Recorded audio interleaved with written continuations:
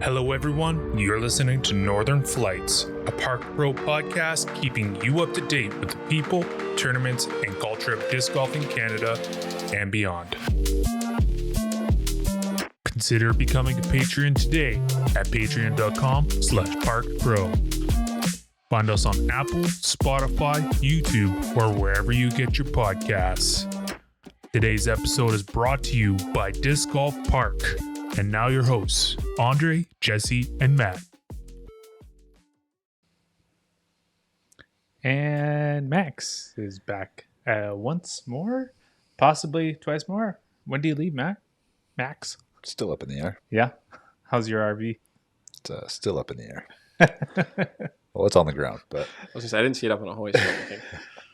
yeah, we have the part, we think, and right. It's gonna be hopefully put in tomorrow, and hopefully does the trick. Cool. But yeah, we'll see. Rolling the dice. All right, so we'll pencil you in for next week then. Yes, for the podcast. For the yes. podcast. I am not leaving next week. All right. Sounds good. How's it going, Matt? Doing real good. Nice to Good. see you guys. You too? How's the disc golf out in Edmonton? She's warm. The snow is all melty. The tee pads are clear. Couldn't be better. The Jealous. sun doesn't set till 5:30 p.m. Wow. I was about to whistle into the mic and I thought that would That's probably bad idea. not be the Yeah, best. we don't need to do that. I think we're at like 5:45. It was, Yeah. I mean, it was light and it was like really nice. Yeah, totally. Today was a fantastic day. One of those days where I was working in the shop today and I was like looking at stuff. Man, I just want to be throwing discs right now. But not to be. Jesse, how you doing? I'm doing all right. Just grinding away at work. Nothing too much. Got some stuff we can talk about for tournament hosting and things because things happen today, but that's not quite for public talk yet. Maybe we can update everybody next week. Sure. Yeah, that sounds great. I guess you'll just have to keep listening to the podcast if you want to find out what we're talking about. Yeah, you guys played Canmore last weekend. How did that go? We did. It was great. I haven't been there in a long time. Yeah, I bet. But yeah, felt like it wasn't that long ago that I played it. I remembered a lot of the holes. Remember the views, great views, beautiful mountains. And we played. Yeah, I can't even remember how many holes. They said it was going to be a 27-hole layout, but it probably was closer to 24. Yeah, I think it was 24 by the time we were done. Maddie and Vinny were talking about not getting the full thing in because Maddie had to go to class. Maybe we'll save that for his advertisement. No, we won't. Maddie was doing salsa class with his wife at 2, which, Nice. yeah, honestly, I was going to poke fun at him, but It's pretty sweet, actually. there's only like a handful of like true couples things you can do. And if you're a normal human being and not like, I'm too man for this, I think it would be a lot of fun. Yeah, I will say if they had salsa classes here, I'd probably take them too. You got those hips, though. I don't got those hips. But no, as for the course, modified layout was interesting. I think you played about, I want to say like 10 of the normal holes. And then they have like a safari setup so that you don't cross the cross-country ski tracks. Obviously, the Nordic Center's big claim to fame is the Nordic part of it. So that stuff is pretty protected, but some fun holes. And it flowed pretty well, actually. It wasn't like a lot of walking in between holes to make things happen. And not in the normal layout. We got to play like a safari par 5 that was pretty cool. Like legit wide fairway, could have been a hole on any course kind of par 5. And that was a lot of fun. And then they mixed in a couple like 200 footers, some kind of ace runny spots and stuff like that. So yeah, Awesome. good variety, and probably the best place you can play disc golf in the winter around here, because those turf tee pads, they still have traction in the winter. Not a ton of them being in play for the winter layout, but the 6 to 8 that we did play off of, it was pretty nice to throw a real drive without worrying about yard sailing all over the place. Wonder who put those tee pads in, made those tee pads. Are we running straight into it now? May as well. Well, those tee pads come from DiscGolfPark, Disc Golf Park Canada specifically, and they are suppliers of course materials and equipment such as baskets, tee pads, and signs. Now, I can tell you those tee pads are great in all weather, like we were just talking about. They also do course design everywhere. Specifically, going to shout out Matty since we just played with him, and he is the guy funding the advertisement. He is the sales guy for Alberta and the Rocky Mountain region here. And they also were talking about Disc Golf Park School last time. Disc Golf Park School, I did some reading on my own. And yeah, it's a budget-friendly way to get disc golf into your school. It comes with education for teachers, discs for classes, and baskets at an affordable rate. They say they're promoting like a 3 to 6 hole courses, so it fits on school grounds properly. And I think that's really cool. Max and I were talking about trying to get something close to Laird and DTSS here just the other day. Awesome. Cool. And we'll go into the main. Well, we'll do the main ad read later too. Can double their money, right? Oh yeah, get all they're the supportive value. of us. We're supportive of them. So, cool. Well, I also have some news to share. The Rusty ratings is up on UDisc, or sorry, on Disc Golf Scene. Yeah. So I am new to the Rusty ratings. the Rusty ratings. I don't know what this is. So it had started last year. It was actually kind of funny because last year, I think it was like 2 weeks before the tournament. It's something Jesse and I kind of chatted about like throughout the winter. And it was like, we kind of hum and dawed. And then 2 weeks before April came along, we're like, oh, we're doing it. We're doing it. Let's do it. So we did 4 tournaments starting in Cranbrook, and then Casey Hannemeyer's tournament. And then we did Raven's Nest and Golden. And it was just 1-day events, 2 rounds per day. And just like kind of your like kind of get in, get out, get rated kind of thing. Just, trying to get more tournaments in the area. Just a little tour. Little C-tier tour. And, Yeah, what best way to say it's a spring point series. Yeah. To knock the rust off. Yeah, exactly. So, I'm still confirming locations for all of the tournaments, but most of them are done. So it looks like it's going to start in Cranbrook, and then it's going to hopefully head up to Raven's Nest. Just have to get the final word from them. And then we'll be going back south to Cranbrook for Casey's tournament, which is the Rocket Baron. His is going to be a 2-day tournament. And I believe it has 650 added cash. Double points? Or is it 2 days, 2 rounds? 2 days, 3 rounds. No, three rounds. Yeah. Okay. So 1.5. yeah, points. maybe. I guess we'll have to figure that out. I don't even know how many points we're going to award for each tournament yet. So It's kind of like Who's Line. yeah. And then we jump up to Golden after that, and then we finish it out with Matt's new course in Parsons. So yeah, hopefully everything goes off without a hitch. We're still talking to cities and making sure we get the proper permissions and stuff. So yeah. You guys playing the organic sports ranch? I don't know if we'd be able to get sanctioning for that. X tier. I guess we get it next year. Yeah, If they can play the Lost Egg, you can play Go Organic. that's true. Yeah. That is true. I gotta say, I saw it today, and I saw the posters, the flyers look awesome, man. Yeah, It's like an Old West style or something like step up that. the game a little Parchmenty bit. looking Yeah. situation. Yeah. And hopefully, I have this idea for trophies as well. So, which means I'll probably have to get them made now so I can leave them outside to rust a little bit. But we'll see. Rusty. Yeah, so look forward to that. If you want to follow those they're on Disc Golf Scene, so follow those tournaments. Registration for all of them looks like we're hoping to have them all open up on March 1st. I'm not sure about Casey's tournament because he's running that sort of separate. So yeah, exciting. That's the Rusty ratings. Yeah, it was a great time last year. Kind of gets you in the swing of things for playing bigger tournaments.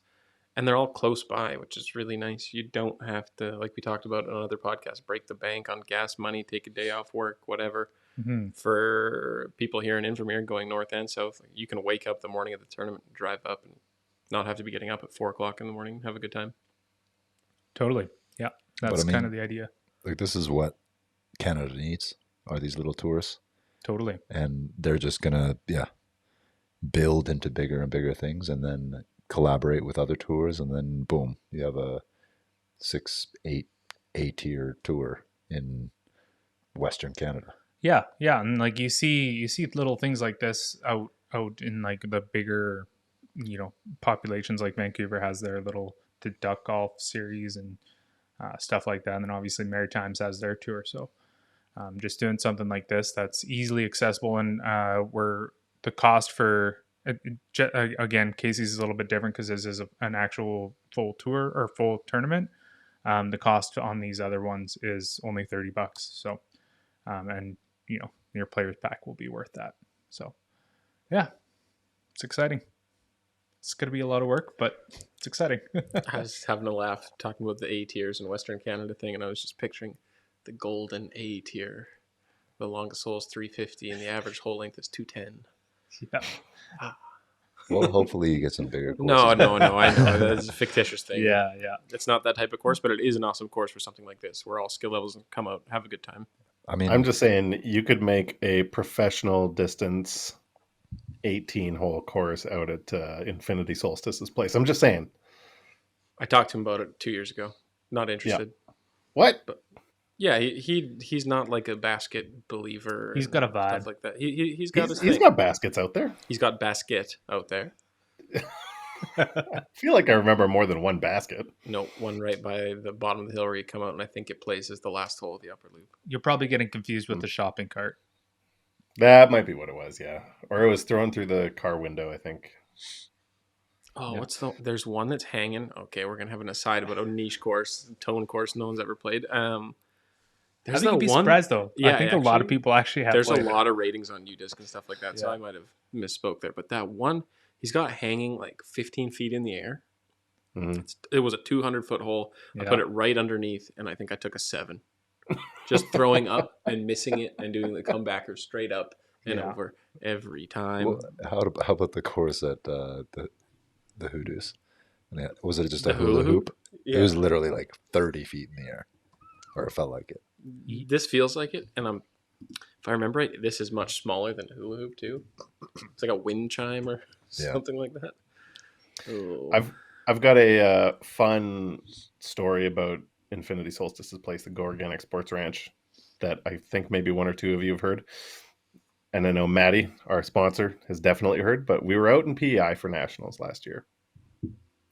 And we ran across Mr. Best, one of the owners of the Hillcrest Farms course, which is, I think, still the highest rated course in Canada and one of the top 3 in the world or something like that. One of the highest rated ones in the world. Beautiful property out in PEI. And we had a chat with him. He was driving around on his little cart, doing some landscaping just before the tournament. And we got to catch up with him and heard the story about how Hillcrest came to be. And he said his kid was out in Western Canada for school, and he played disc golf out at Go Organic Sports Ranch. And when he got back home, he said, we need to build a disc golf course.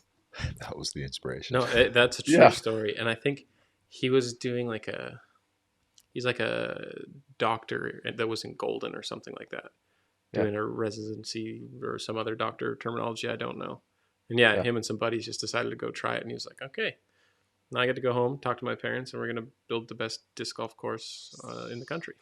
Yeah. So there's a direct link between Go Organic Sports Ranch, which is an amazing place. If you haven't been, you got to at least go once to experience it, because it is old school disc golf at its finest. Yeah, it's kind of got some of that Pender Island kind of culture built into it, and yeah. Yeah. And the owner's name is Infinity Solstice, Bright Wizard of Destiny. Yeah. And he's a musician, and you should buy one of his CDs before you leave, because it is the craziest music you've ever heard in your I can life. imagine. Yeah, Judging by his course design, I can't imagine what his music is like. so I don't know if it's the album cover or just something he had on his like hippie SoundCloud, but it had his logo and his name on it, and it's 4 Indigenous people smoking peace pipes, dancing around a series of swastikas. And his logic was taking back the peace symbol from the Nazis because they don't deserve it anymore. Trying to get the Yeah. original meaning back. The piece. So that is a man-woman design. Man-woman being a well-renowned and well-known cult artist who lived out there, and I think lived in Edmonton or grew up in Edmonton for a while. But yeah, that is pure man-woman. A lot of swastikas, the old swastikas, not the Nazi ones, Yeah. and a lot of bodily Oh yeah, imagery. parts are out there. Yeah. Beautiful stuff. And that's the other thing they've got out there is a museum of man-woman art. And you can go see a whole bunch of artwork out there. It's an amazing place. Oh yeah, I could talk about this guy all day, but he's a guy that you might not need to meet a whole lot, but if you have a session with him and a sit down and listen to what he's saying, he's a very intriguing guy. He lived his life and or he's not dead. He has lived his life the way he wanted to and the way he believed, and never thought he had to go with the mainstream. And it's interesting as all. Yeah. It's a cool spot. Yep. Infinity Solstice. Bright Wizard of Destiny. All right. This is a pretty light week just in general, but so I just put this little note on here because I thought of it the other day. Should we start a Parked Pro skip ace pool? I'm getting into a paid one right now, but yeah, I'd love to play as many as possible. I think it's a great idea. This is fantasy. Yeah, it's fantasy. We tried to do it one year, and then it was pretty primitive back then. It wasn't very fun, and I think we set our lineups and forgot about it. Maybe like 2017, 2018, 2019. Didn't Hayden? It was you, me, and Hayden were the whole league, I Okay. think, and we all set our lineups and forgot about Yeah, it. set and forget. Yeah, but talking to Johnny over at Smashbox, who's the guy that does the skip ace stuff, they've improved it a lot this year. You've got multiple waiver options, different draft options, stuff like that. So it'll be a lot closer to people's usual kind of fantasy experience. Yeah, so I don't know. What do you guys think? Should we start a down. fantasy? I'm in. And I'm not just saying that because I'm the defending two-time champion, maybe three-time champion with a bunch of my friends out here in Alberta. I think I'm undefeated actually in fantasy disc golf. Well, there So, you go. We got to I'm take down. them out now. New rule though, for all of us, you're not allowed to pick yourself as a player. See, that's why I lost. I picked Max and I Casey. was gonna say Max kind of has to take himself in the first round. You can rebut that. I mean, I just retired from my basketball fantasy league. Rest in peace. But so I got the time. All right, there we go. I don't like this though. He's going to be out there and he's going to be like, "Oh, looks like Adam Hammis is hobbling a bit today." I'm not going to tell the boys about this one. Oh, Paul Macbeth. I think his dog's sick. It seems to be weighing on him. I'm gonna wait. Let somebody else pick him. Not fair. Yeah, not fair. makes sense. Play the hand you're dealt. What's the best format for it? Is it you guys do like a draft where you draft each player and that person's your player for the year? Or do you think it's better to do it week by week? So yeah, I like the full year draft and then trades and things like that myself. And I really love having like the live Serpentine draft with everybody around doing the picks. It's a lot for me. That's almost the most fun part of the whole thing. I think we have a podcast for next week planned already. Right? Yeah. I'm in a Discord disc golf chat, and we did it there one time, and we live streamed and commentated the draft. There's like 20 people in it, and two guys got together and did like the terrible Ron and Don sports desk commentary of who was picking and if it was a good pick or not and all this kind of stuff. And that was a lot of fun. So I don't know, maybe we could host a draft and get a bunch of people signed up. I like it. Yeah. That'd be good. So there's 4 of us. What do you think is the ideal size? Is it like, because I'm in a lot of like fantasy football, fantasy hockey. I'm in a 16 team fantasy hockey pool and a 12 for football. So do you guys think is the ideal number for?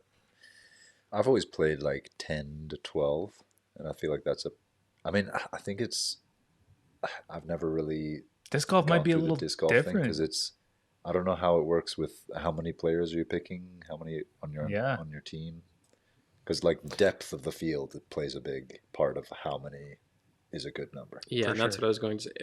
The inclusion or exclusion of FPO. Because if you give FPO similar point values to MPO, their value is super huge because the field just isn't as deep. Where what we're seeing in MPO right now, I think it's pretty fair game to go fairly deep.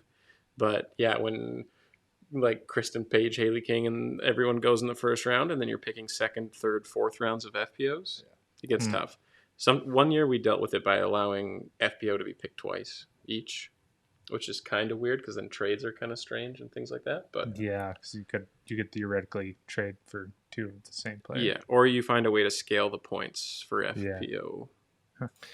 So in our 6-person league, we had 9 players chosen, and then 2 of those were bench players that you could swap in.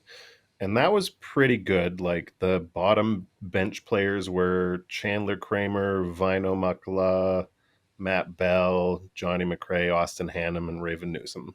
So That's what the six. that was like the bottom. That was like the That was ninth. everybody's ninth Yeah. pick. That's Still pretty So solid. it's Those are still names. a lot of good players down there and a lot of good strategy. So I mean, the That first two was- are probably not going to be last picks this year. I'd say you got to hope you didn't have Kramer on the bench for European Open. Hey?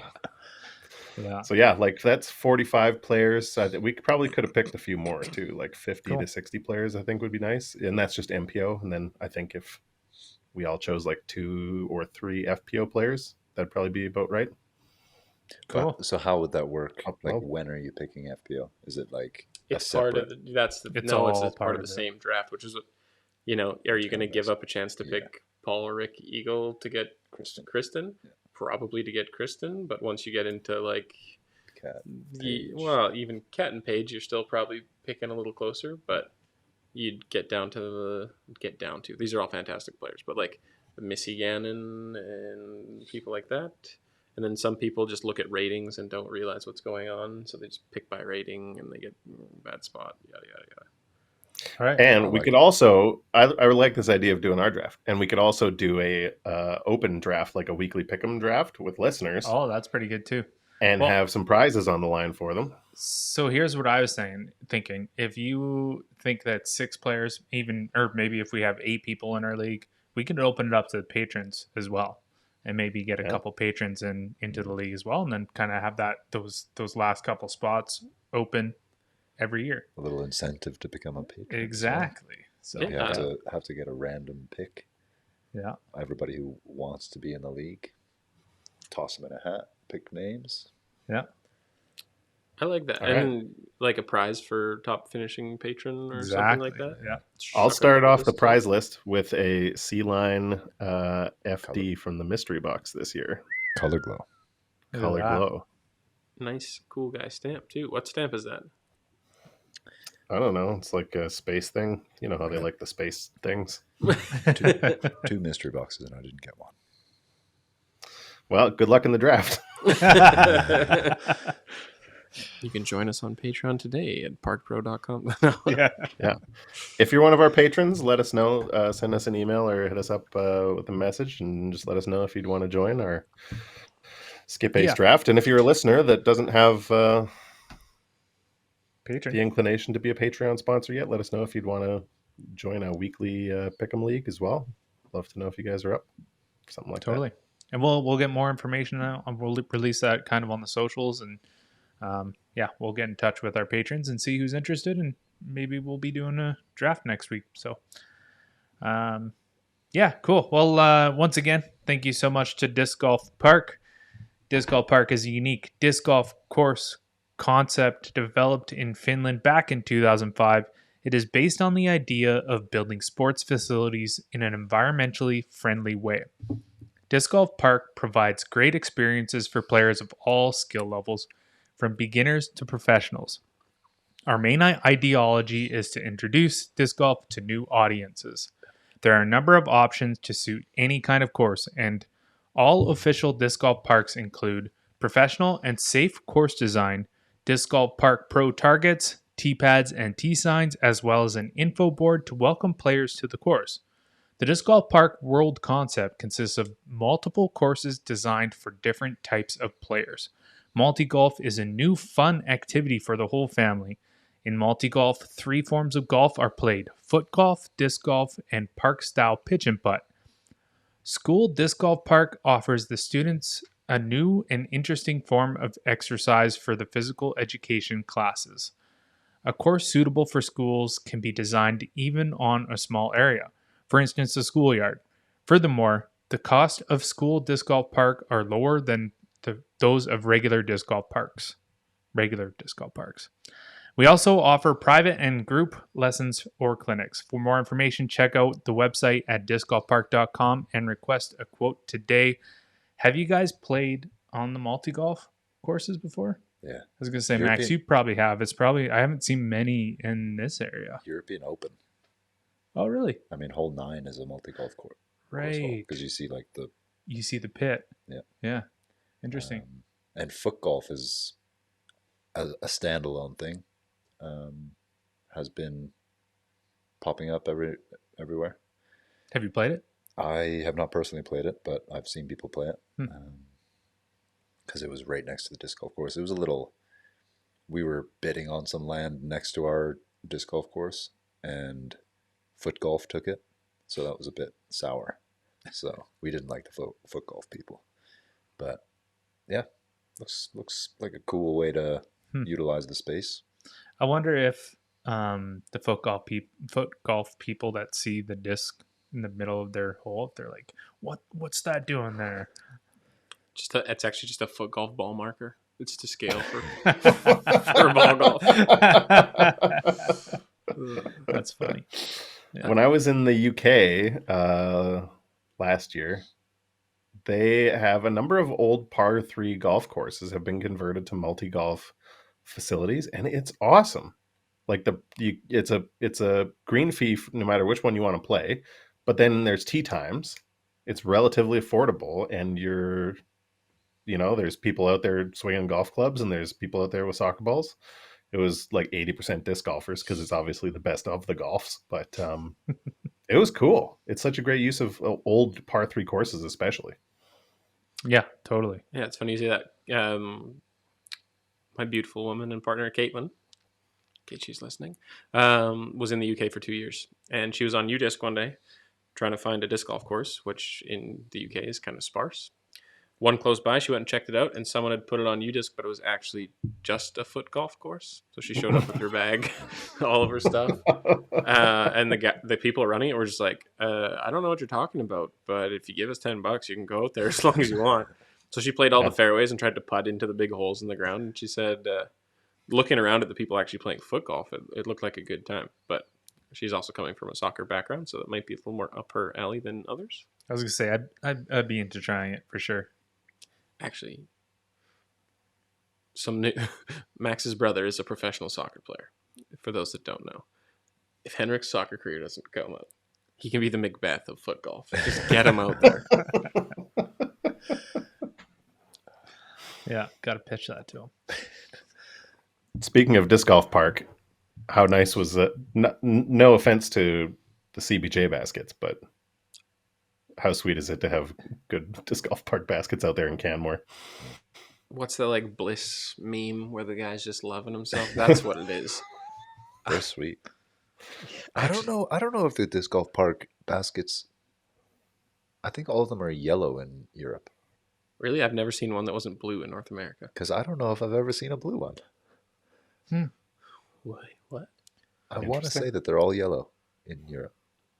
Like the frame of this sounds podcast familiar. is Disc Golf Park blue. Yeah, but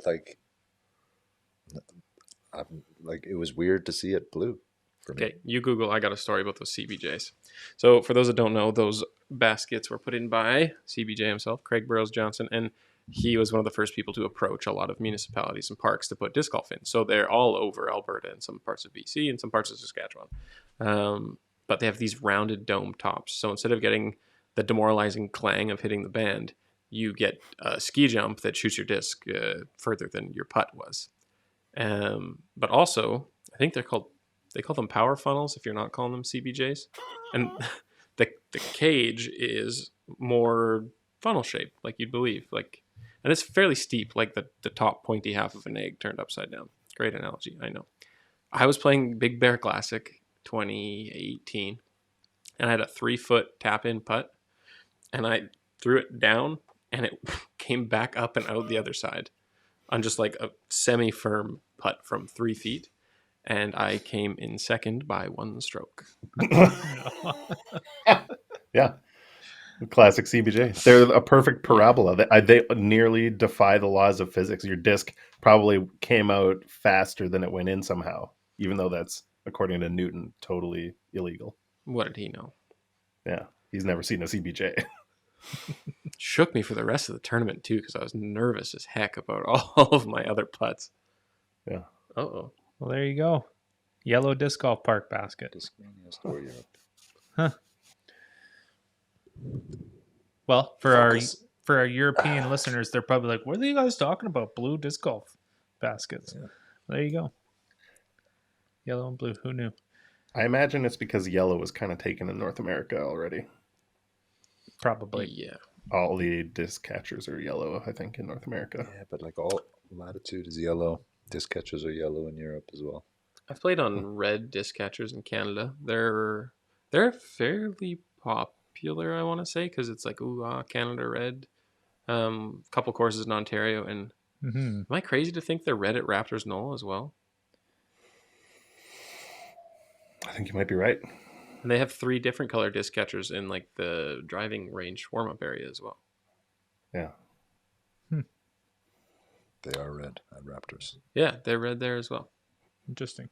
I like different colored baskets. It freshens things up. Yeah, totally. I know we looked at DJA for a course a couple years ago, and they had custom powder coating of any color you could think of, and I was like, "Ooh, we're going purple." Like, Yeah, me as well. Cool. All right. Well, you just told the story. We have another story to tell here, thanks to a YouTube comment. And this one, Matt's going to take this one away. All right. This story comes to us courtesy of Brett Wells. Lost disc story. I lost a cosmic neutron crave with a watermelon colorway at the Nordic Center. For anyone who's thrown a crave knows they flip up and glide for days. I got a hold of it and turned it over a bit on what I think is like hole 10. That hole is on the downslope of the course. There's nothing below it. My disc found the perfect skinny line and didn't hit a single tree on its way down the mountain through what I previously thought was a dense forest. It was a solid hike off the course before I determined it was lost forever. However, it found its way close to a MTB single track and was found by some bikers a few months later. I was living near Fernie at the time, and a year later, they said they were coming to go to the Fernie bike park. They said they'd drop it off at the Fernie disc golf course for me, where I was playing a local league night. However, they couldn't find the course because Google Maps doesn't take you on the short gravel road to the parking area. So they brought it all the way to Fernie, then gave up 1 minute away from returning it, and ghosted me when I tried to come to pick it up from them later at their hotel or a bar in Fernie. I loved that disc and was so close to getting it back. Sad face emoji.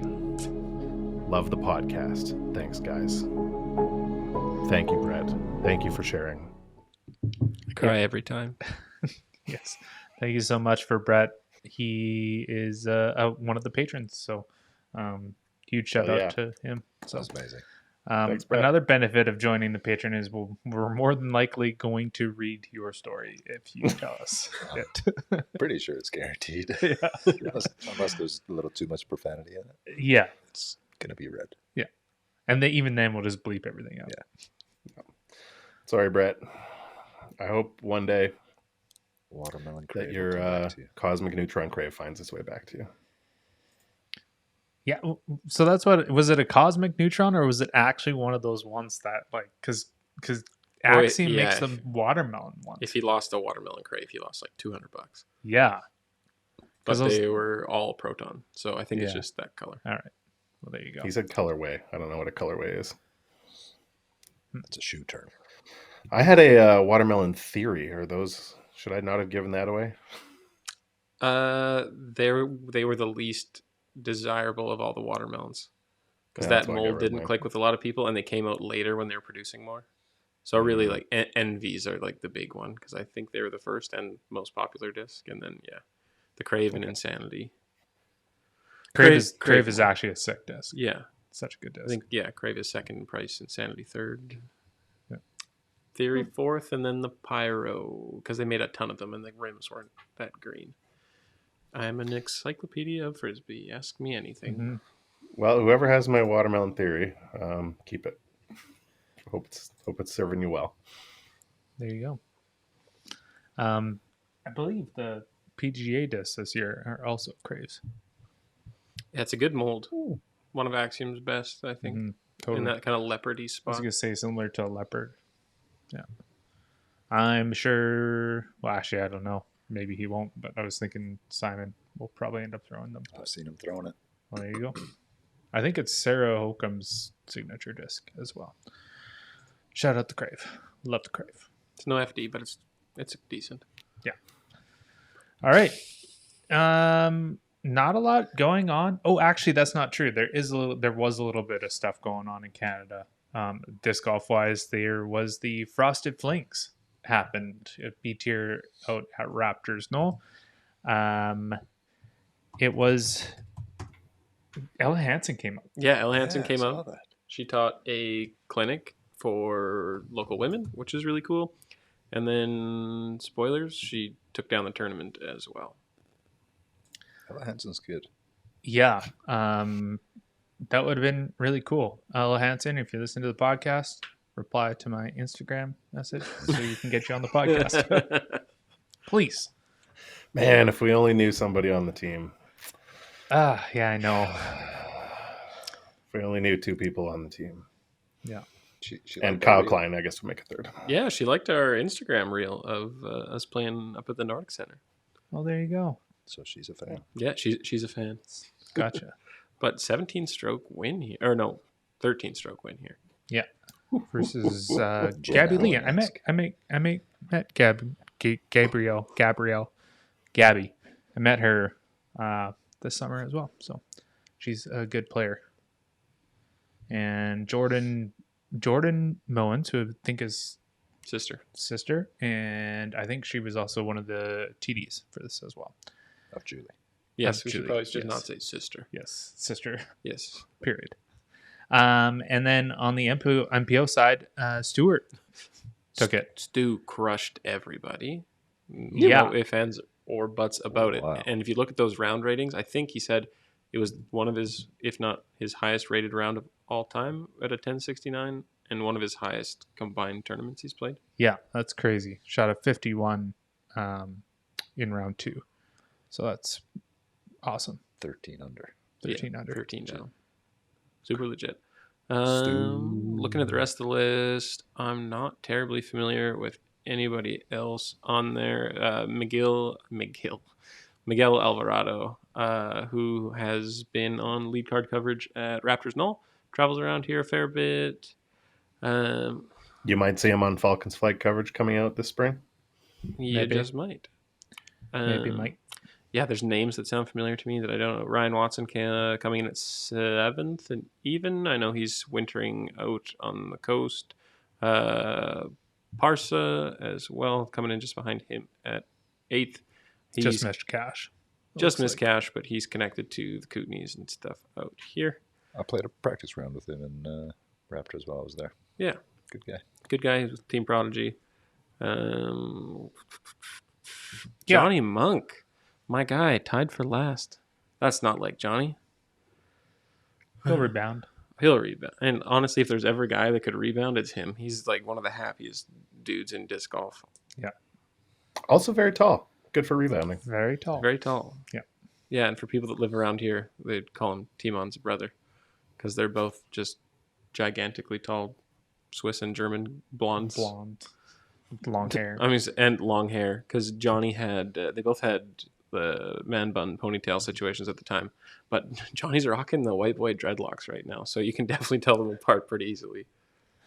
Yeah. But yeah, I think that's kind of all for Canadian tournaments. Obviously, it's still winter here, so not a lot going on. But there was a couple of bigger A tiers down south. The Maricopa Open, yeah, happened in Maricopa, Arizona, and Anthony Barella took down the MPO, beating out Andrew Marweed, Adam Hammis, Albert Tom, Aaron Gossage. Yeah, few names on there. Noah Meinsman couldn't. Continue his good play. Yeah, Came second at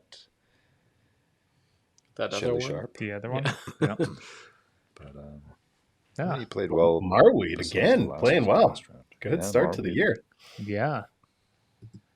The And silent then- assassin. Totally. And then in FPO, Jennifer Allen takes it down, beating Cat Merch. And I don't recognize any of the other ladies on that list. Neither do I, but that's another one for Jen Allen. Not Yeah. as big a margin as her last win, but still solid 6 strokes there. And I mean, yeah, valid competitor. Cat on the upswing. Totally, She's definitely been balling out last year and making a name for herself on tour. I was going to say she's legit, but isn't her Instagram handle The Legit Cat? Yeah. Yeah. it The is. Legit Cat. So she She's is playing definitely legit. Yeah, she's definitely someone to watch this year, for sure. And then also the Lamirada. Lamarada. Jacob Curtis, aka Cupcake, took this one down, beating Luke Sampson by 1 stroke. So that's a good win from him. Gavin Babcock was also in this field. And yeah. Jackie Chen coming over. Yeah. Oh, yeah, from right. Taiwan. Taiwan. Right. Yeah. Mr. I mean, yeah, he's not 1040 anymore, but he was 1040 coming out of Taiwan. Yeah, I noticed that his rating actually dipped below 1,000, which maybe he came. I don't know if he came here and he didn't do as so hot in the tournament, so it might have something Was to it do last with year it. that So. he played a few of the starting tournaments? Yeah. Might have been. Tough to know if there's rating inflation over there because he's smoking everybody all the time by so much. Because if you look globally, we got deflated ratings some places, and some guys come out 1,000 rated and smack a bunch of guys that are 1025. There's Manabu Kajiyama. He's basically 1040 coming out of Japan. So it's like some guys figure it out. Yeah, some They guys got- really figured it out. So I don't know if it's courses or just the field or if they're just really, really, really good. Manabu was a baller against He's competitive Yeah. fields, though, too. It would've I been believe his cool to rating is see him. probably closer to legit. It would have been cool to see him on a full tour. See Yeah. what he could Yeah. accomplish. Yeah, totally. And then on the FPO side, in this tournament, Owen Scoggins takes it down over Maria Oliva. It's 2 seconds for Maria. Again, Against 40 plus women. yeah, her kryptonite is the old ladies, but Owen Scoggins is as legit as it gets. She's FPO all day. I don't know if she plays any Masters events. Maybe like Worlds. She probably plays Masters Worlds just to Yeah. put another one on the But she- schedule. tours full time, FPO almost exclusively, and she played the Pro Top Tour 5? Championship. Yeah, is she top 5 in I think points? she was close to top 5 this year. Yeah, Yeah, I wouldn't be Putting surprised machine. though. Yeah, putting goddess. just And just plays a predictable game. That forehand puts it in the fairway, gives herself putts, and she puts them down. And also, I've heard one of the most fun, nice people on yeah. tour. No, just always. I didn't talk too personally with her, but every time I saw her around, she was just a bundle of joy, spreading joy. As bundles of joy should. Mm-hmm. She was 4th in DGPT standings last year, Wow. above Valerie Manduhano, Missy Yeah. Gannon, Ella It's Hansen, Kat crazy. Merch, Sarah Hokum. She's legit. Didn't win anything though. Did she have any wins? No, she had a couple of thirds, a second, a couple of a few fourths. She won the match play. Mm. That I would think. make sense. Yeah, I obviously the season's coming quick. You're starting to see these big A tiers pop up. Another one coming up here this next weekend is the challenge at Goat Hill, which Couple of big swingers on that registration yeah. list. We got Eagle McMahon making his season debut Yeah, Eagle coming out early. early. Drew Gibson Mhm. making his debut. Oh, he's played a couple of smaller ATRs. Luke Sampson, Mhm. Albert Tom, Eric Oakley, Babcock, Kirkland, Yeah, a few big names here. Cupcake trying to make it back to back. Yeah, I was curious because usually you see Thomas Gilbert play some of these earlier tournaments, but I'm assuming he's just trying to dial in his bag right now. So, yeah, haven't seen him in any of these ones so far. He usually plays Goat Hill as well, but Goat Yeah. Hill's usually in the middle of the season. But Closer that to was the it was his West Coast. breakout tournament, right? He won Goat Hill on his like first year with Innova as just a Canadian kid with a Yeah. passport and a couple weekends. Fair enough. I don't know if that tournament, like that year, put that tournament on the map a little bit because I hadn't heard of it before, and now it's always being talked about. Yeah, because it was like, Seppo was there. Who else was? I know. AB usually plays it. Mm-hmm. I saw some Philo stuff going on.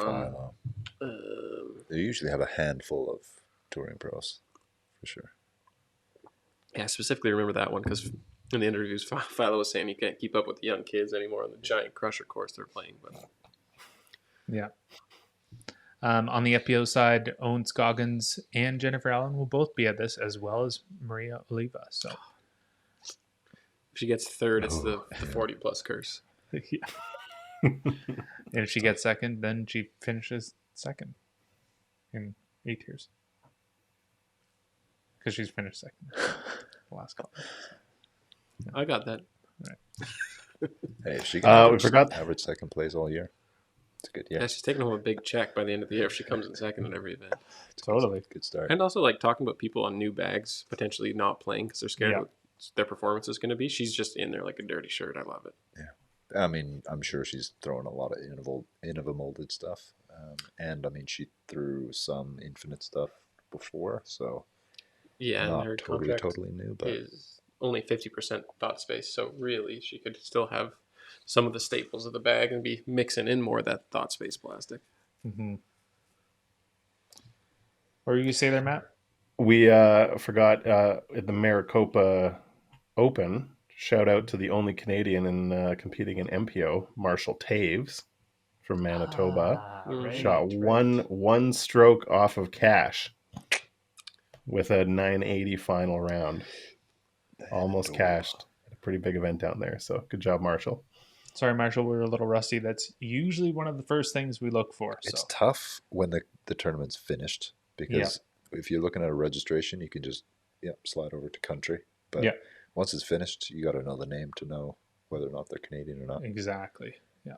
So PDGA, figure it out. Figure Put a it out. flag on it, Yeah. Put another column in this giant chart here. So or it's, else we're just gonna use UDisc. threats coming out here. Figure it out. I'm sure they will. Now. Disc golf metrics? No one that's listening to this has a clue what I just said. Only Estonians.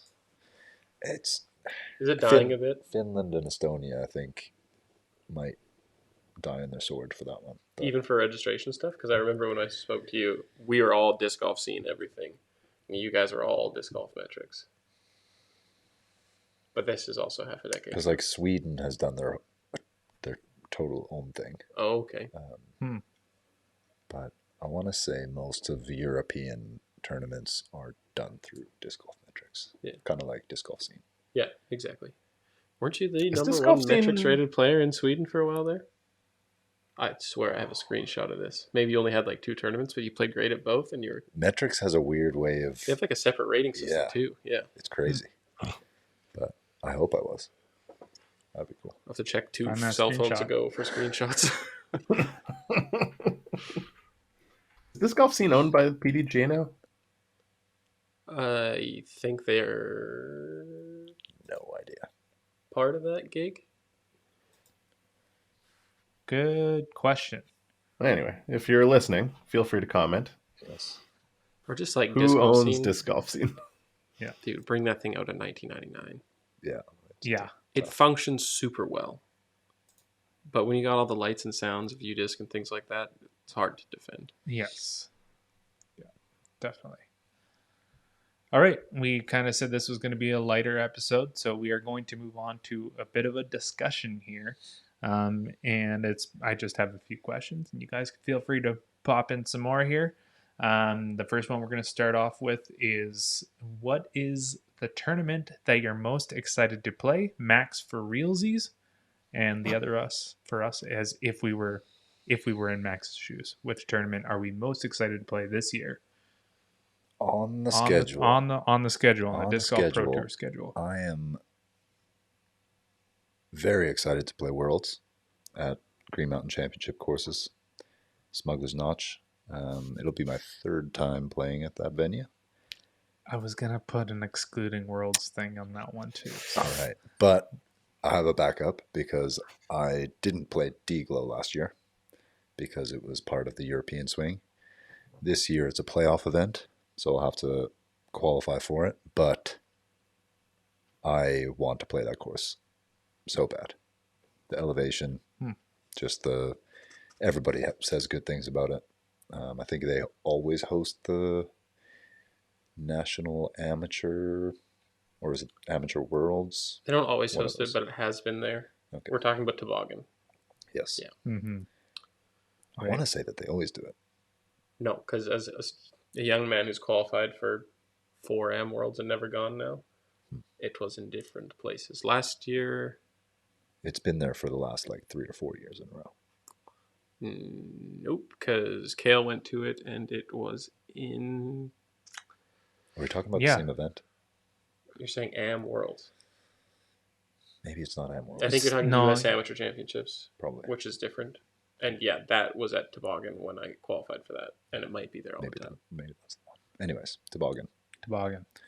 Where is it? Michigan? Yes. Looks like 18 down this year? Milford, Michigan, I believe, west of Detroit. I'll do my best. It seems For like the Discmania does well at that tournament. So Yeah. Cool. Eagle, that was an Cockline. Yeah. That was a good battle. And Did there was Eagle- a battle again Did this Eagle year. go back to back? Win that event twice? Oh, goodness, I don't remember. I just have this year burned into my head because that was the playoff between Eagle Calvin and Corey Ellis. Corey Ellis. Oh, Corey Ellis win a tournament this year, buddy. You deserve it. Two big ones too. Seriously, Eagle and MVP just right there for the taking. Yeah. He's gonna do it. He's legit. He's such a good guy. Shout out Corey Ellis. Seriously, yeah. Probably listens to the podcast. Yeah. Well, 100%. if he doesn't, Kyle Klein will suggest it to him. Yeah, Yes. exactly. Yeah. Yeah. All right, Matt. What tournament you got for this question? I was going to say GMC as well, Worlds, because I just love those courses. But I'm going to have to say MVP Open at Maple Hill. There's just something about on camera, that course, that it just sort of looks like the purest distillation of disc golf to me. I think it'd be super fun to play there. So that would be my choice for sure. Jesse, are you planning on going to any of these courses? These tournaments in the next few years? Yeah, in the next few years, maybe. I got to get the old rating up and be healthy and do all that other stuff. Right. I'm going to take a bit of a different angle because I think for tournament, I'd probably want to go to European Open. It's not the course where I'm most excited to go play, but I think for atmosphere and tournament stuff, that's the spot. I can go play Maple Hill casually, but you can't go to European Open unless it's European Open. Bang. Makes sense. Myself, I would probably, I don't know. I've always I'm a glutton for punishment, so Northwoods would probably be pretty fun, I think. So it's either that or I think every time I watch Idlewild, I think that'd be a fun course to play as well. So MVP was also up there for me. Understanding your taste in courses, saying Northwood Black and Idlewild. Yes. So not my first two to take. I just like the challenge. I don't know, the challenge. I mean, yeah, I don't know. Max, when you're rated like we are, it's nice watching professionals sort of replicate our game. Yes, exactly. The game of missing a line and having to figure out how to get around 70 trees to get on the fairway. Like, it's nice to relate to the professionals. Yeah. Okay, this next question is kind of on a similar line. Which tournaments do you want to participate in as a spectator? And this will exclude Worlds. So you can put majors in there if you'd like. This time we'll start with Jesse. I have the same answer again. Just a course that's built for good spectating because you want to go out and have a good time. So it needs to be a more open golf style course. Like, you probably have a good time watching OTB Open more than you would having watched MVP. something like Idlewood. Yeah. To bring MVP back into it, it's a horrible course to watch live. Or WR Jackson. Probably one of the best courses in the world, but they were only able to sell 400 spectator passes. That's the maximum. They couldn't have any more people on the property. So I was surprised to get to see that they re-upped that tournament, Champions Cup at WR Jackson. I mean, as a player, it's a dream, but the way the Pro Tour is going with going to more spacious ball golf courses to accommodate more spectators, it was surprising to see. Yeah. Well, so on this, Max, since you're talking, what if you get injured, unfortunately? What course are you most excited, or which tournament are you most excited to participate in as a spectator? I mean, I kind of Knock on had wood. this experience for the Pro Tour Championship. I didn't qualify for that, so got to spectate that, even though I did most of that at Kevin Jones's house. I didn't actually go to the course. But yeah, I mean, European Open is pretty easy for me to say just because that course is built for spectators and you can basically stay in this. I mean, essentially it is kind of an arena where you can see like 12 holes and you can kind of just stand in the middle. Cool.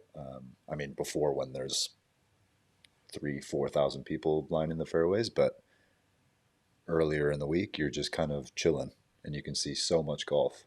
And yeah, so that tournament is definitely, I would say, should be on everybody's bucket list to go see. Makes sense. What about you, Matt? Well, I was going to say European Open, but I think I'll go with the PCS Open, PCS Sula. Maybe it doesn't have the same, aura of the European Open, but the course looks sweet, and being in Norway would be sweet. Just the views alone, the mountains, man. Yeah, little lakes, beautiful place. Yeah. So I'd go with PCS Open. Yeah. They did a Although, good job with that last year. Close second to Beaver State Fling, because I got to go to Milo one time, and it was like, they talk about the Masters in Augusta ball golf. It's like a hallowed ground of golf. I got the same feeling going to Milo McIver. There's like something about being under those huge canopy trees that are twice as big as any trees we have in Alberta. Yeah, it's got a special vibe, that place. So I would say close second, as long as it wasn't raining. Beaver State Fling. Yeah, good luck. It was pouring when we were there. Miserable. We had the most beautiful weather for practice rounds, and then it just downpoured all tournament. But I was glad I got some nice rounds in. Yeah. But yeah, it's going to rain. Yeah. You have to expect that. Makes sense. I'm going to take a little aside before you move on about the spectator thing, because it was getting quite problematic at Canadian Nationals this year, where the only space the pros had was the tee pad plus 5 feet around it. Everyone crowded it so heavily that your bag was almost up against spectator knees and stuff. There's people in the fairway. I watched at least 2 people get hit. I don't know if it's spectator etiquette, and I don't think it is, or maybe just spectator understanding of how things are going to happen. But it's affecting play. 2, could end up with like a legal problem if you really hurt somebody, and then you won't be spectating in that way again in courses like that. And 3, it's detracting from the experience of everybody else because you're so huddled that you can't see over anybody. They're not going to like appropriate spectator places. But was there any crowd control? Like volunteers there trying to keep the... Not in the way you would expect. But Brian, the PDGA Canada president or whatever, was there, like the head honcho of the whole gig up here, with one sign that said quiet and I think 2 volunteers. And he was just telling people like back up. And one guy ushering around 1,000 people just doesn't do it. No. So Yeah, there's like we're talking about Idlewild. Like I would almost prefer as a spectator to be one of 400 instead of one of 3,000. Like sure. if it's an arena where you can really house it and the atmosphere would be cool, but I don't know. There is something about just watching in a quiet forest the best disc golf you've ever seen in your life. Yeah. No, I'm sure the 400 people who did go see Champions Cup last year got a really good experience because they had like a cool, I mean, it was a natural trail, but it kind of went through the whole course, and they were kind of restricted to that trail, so they couldn't just walk the course totally, but it was a really cool kind of atmosphere to see just kind of one trail with a bunch of people watching the whole event. So it was cool, definitely a cool vibe. Yeah. And it's funny that you mentioned, well, it's not funny, but it's the OTB Open. It's, I think I've heard really good things about the spectator experience there. And I remember listening to, because I think Sean Jack is the tournament director, I think. He's one of the Disc Golf Pro Tour, one of the guys that works for the Disc Golf Pro Tour, but he's the tournament director there. And I remember listening to an interview with him, and he said like some of the courses were built around spectator viewing kind of thing. So I think when you get these tournaments and the big tournaments that are starting to take that into account and make that kind of almost priority, maybe not number one, obviously, so you still need to have a challenging course and challenge your players, but that's obviously a huge element of today's game. So, and I think you're just going to see that spectator experience elevate more and more as the years go by. Like off the top of my head, I remember they having like kind of like the USDGC hole, the bamboo hole 8, 7. There is kind of like a seating area where you can get refreshments and snacks and all that, and just sit and watch, kind of like the 8 holes at MVP. OTB, there was, I mean, it's a huge property. It's a ball golf course, and they utilize basically every fairway and every spot on that course, so it's pretty spread out.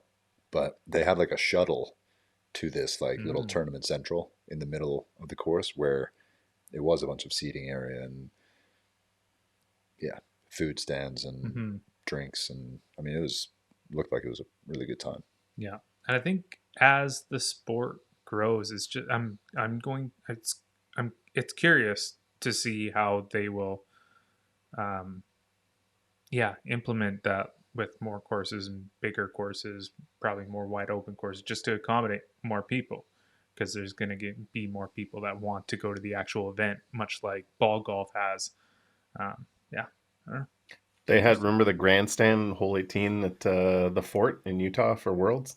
I mean, James Conrad and Katrina Allen's shots were legendary to begin with, but like in front of a huge grandstand, epic.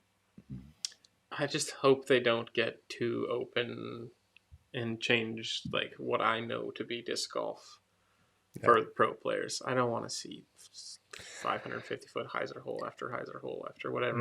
I get the impression that they're trying to balance it out, because they do, like, if they want purses to keep going up, they are going to need spectator revenue, but I get the sense that they are trying to maintain like a 50-50 balance of ball golf course style courses and wooded courses, because a lot of their viewers are on digital media still, and those courses show up really nice on video. So I think like a perfect one would be Portland, like a perfect example of mixing it just right, where I mean, even the ball golf course, there was a lot of trees involved, and I wouldn't say that it was just an open bomber course.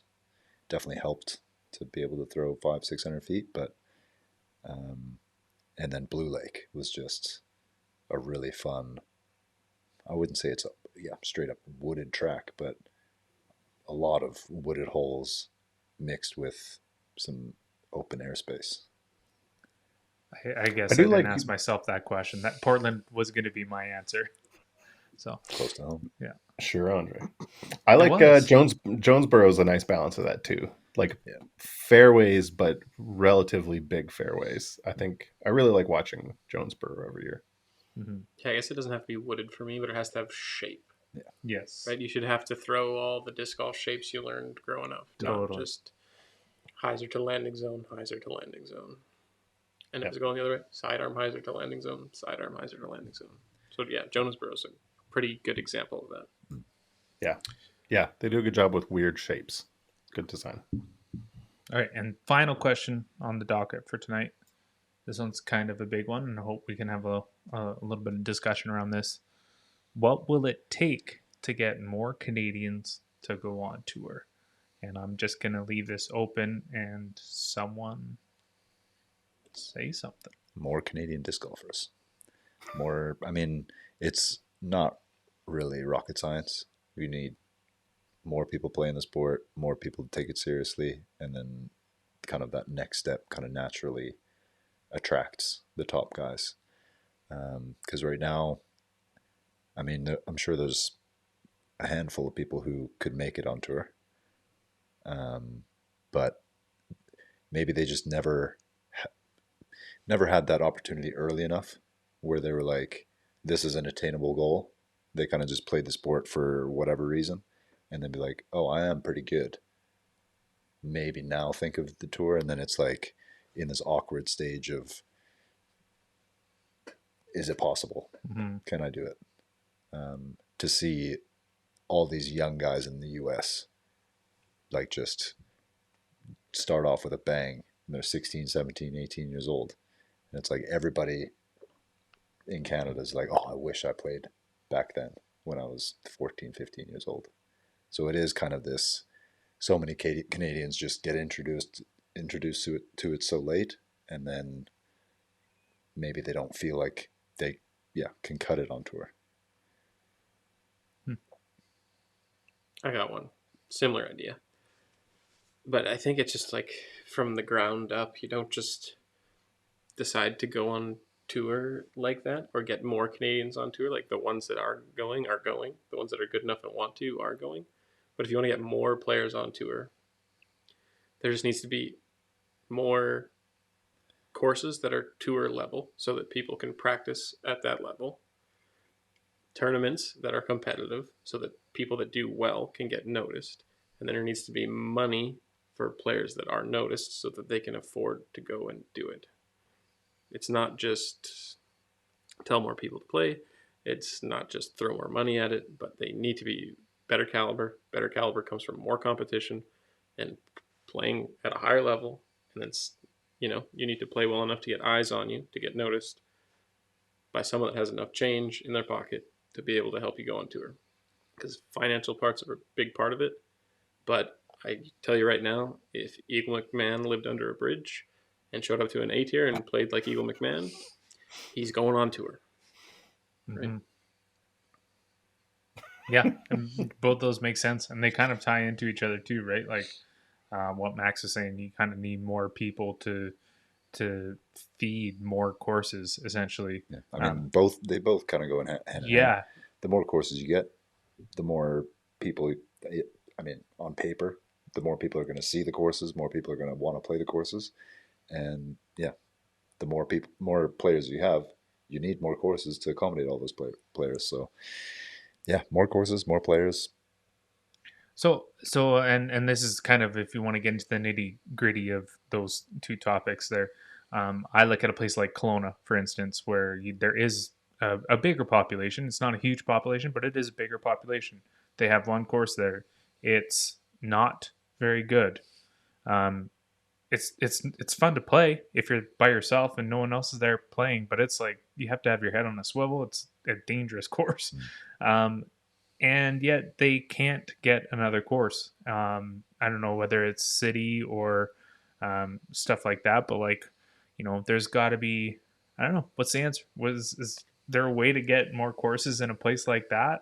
I'd like to know what can't means. Like, is there someone out there I don't know the lobbying and running I around don't every know the day? politics, but like I'm part of the like Kelowna Disc Golf Association, and it talked about so often on there, and I think there's people like, oh yeah, we're looking into it, and there's someone that takes up the sport, and they pose this question. It's almost a question that's posed every month or two, and it's Have always you guys the ever same thought answer. about putting more of these up? Yeah, exactly. I mean, And it should be asked every week. Like, if there's enough players playing, there should be enough people that would care enough to put in new court. Like, you need both kind of people. Yeah. You need the avid players who want to just play all day, every day. But And there's got to be at least one golf course near there that's struggling. Like, didn't want to spend all the big bucks on landscaping, and the course is getting unpopular. Like, somebody's got to have, an executive par 3 or something like that. That's just like, we got to do something to get some more people in here. Like, there's so much land out there. outside the city. Like, we don't have a course here in Invermere. We've got one at Radium and one at Fairmont, and that services town very well. Mhm. I don't what's the closest? There is also a little par 3 course up at Big White. So That's right. Yeah. New last year, I think. Last spring, maybe. Yeah, I'm not sure. The last I heard was someone was working on something. I don't know. promising. Yeah. Promising. tales So- old as time. All I can say is I'm sure we have some listeners in Kelowna. Reach out to us. Just let us know what's going on there. We want to know, because Kelowna's, like I said, if Kelowna got a Wycliffe or something like that, a bigger course, a challenging course, I can guarantee you there's going to be better players coming out of there. And safe, dedicated disc golf space. Yeah. Caitlin played that little course in Kelowna, and I've never played it. And she said that it was just straight up dangerous, like fairways, crossing fairways. Yeah, you're and throwing parallel over running people. fairways, and it's also like a public park where people are just chilling in the middle of the fairway. Hole 11 has 2 tee pads in its fairway. So Yeah. and it It's crosses an and it crosses 18-hole course where you have room for almost a 9-hole course, basically. That's Call Disc Golf Park Canada for redesign today. Yeah. Well, and so the thing is, the course it's 9 baskets, and they are played twice. So you're already playing on doubling up. Yeah. So I will say that it's open enough that you can keep your head on a swivel. I've been there and never seen anyone get hit. And I've been there quite a few times, and it's been busy. So yeah, it's interesting. If you're from Kelowna, let us know what's going on, and if we can do anything. We have like 70 listeners, so Just in Kelowna. That's amazing, Andre. yeah. No, that was like listen designers, and those are people that we can talk to. 70 listeners that we can talk to about doing something. Yeah. Get something done. I'm going to not disagree with you guys, because I think those are both great points, but I'll also add structured instruction would be nice. Like, if you're one of the many 15-year-olds that's already better than I am, it'd be nice to have like somewhere where you could trust, not just like, oh, my Uncle Jim knows a guy. Like, if you're thinking, you know what, I wouldn't mind trying to get good at this sport. Have you met my Uncle Jim? Just kidding. Shout out Uncle Jim if he's listening. Yeah, it'd be nice to have somewhere with structured instruction that's been, reviewed by a committee, like trustworthy people and trustworthy content, as a resource where everyone would know, hey, this is, if I go through this website or this organization, I'm going to have reliably okay coaching experience.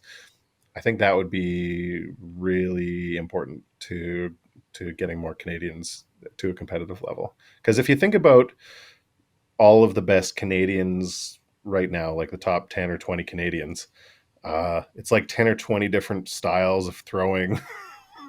They're like, it's clear that everybody's basically some version of self-taught. Yeah, And it's just kind of a miracle that, they all got over 1,000 rated. Well, I think that's the big goal of the Uplay program is being adopted pretty heavily by Can Disc Golf when they're trying to get noticed as that NSO. I'm assuming, because of Ben Smith's connection to it, that this school DiscGolfPark instruction portion they're talking about in there is probably tied into that. Mm-hmm. I haven't seen the content myself, but I know there's probably no better smiling person to deal with teaching children things than Zoe Andike, and she's kind of sailing that ship. It'd be nice to see. I've read some of the book, and it looks really good. And you mentioned Can Disc Golf. If you're looking to volunteer in the disc golf world in Canada and you want to make a big difference, let us know, because Can Disc Golf needs good volunteers, especially I believe they're looking for a communications person right now. So if you want to get involved and help get this sport to another level, volunteering for Can Disc Golf could be a really nice opportunity.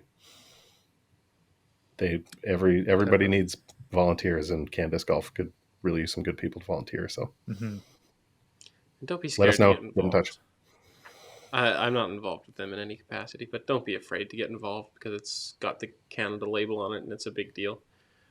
Honestly, everyone can use good people, whether you're a great disc golfer or a terrible disc golfer, or all you got to do is give people your time, and you'll be of great help. Yeah. Well, let us know. Reach out to us if you're thinking about volunteering. We'll help put you in touch with the right people. Totally. And I mean, just on that Can Disc Golf note, that is also something that will probably, maybe not directly affect the amount of players that we can get on tour, but, that might play a role some way down the line. So I think it would help. Yeah. It would help a lot. Yeah. And I just also wanted to shout out Marie Bullock from Cranbrook, because I believe she's heavily involved with the play stuff. So I think she will. Yeah. I was listening to a fellow Canadian podcast, Flight Pass Disc Golf. Flight Pass Disc Golf? Disc Golf? Flight Pass. And Zoe was on a recent episode, and she was saying that Marie is going to play a big role in introducing into BC. So, yeah, definitely something to look forward to.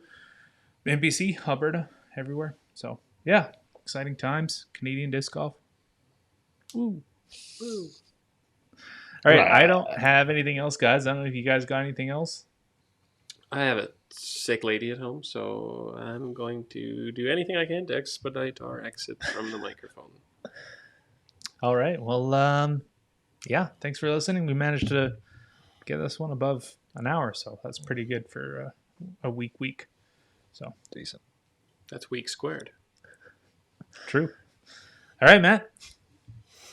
All right, guys. From all of us here at Park Pro, don't forget your shoes at home if you're going to go disc golfing. It happens all the time. Just don't forget your shoes. Or your I disc golf forgot bag. my disc golf bag when we went to Canada. I drove important. 2 hours. I jumped out of the car. I don't have my bag. This podcast, I was still trying to leave, and now I gotta. Yeah, so I'm trying to make a new bag for all the Discmania stuff. So I have a stack of discs and my bag that were in separate places. Gonna take 2 trips to the car, take the first stack to throw it in the car, go back in, walk straight past my bag to grab something else, jump in the car, jump out of the parking lot at the Nordic Center, and I go, I forgot my bag. Shout out to Maddie for the 4th time this podcast, but he had a spare bag in his car, so I had a bag there.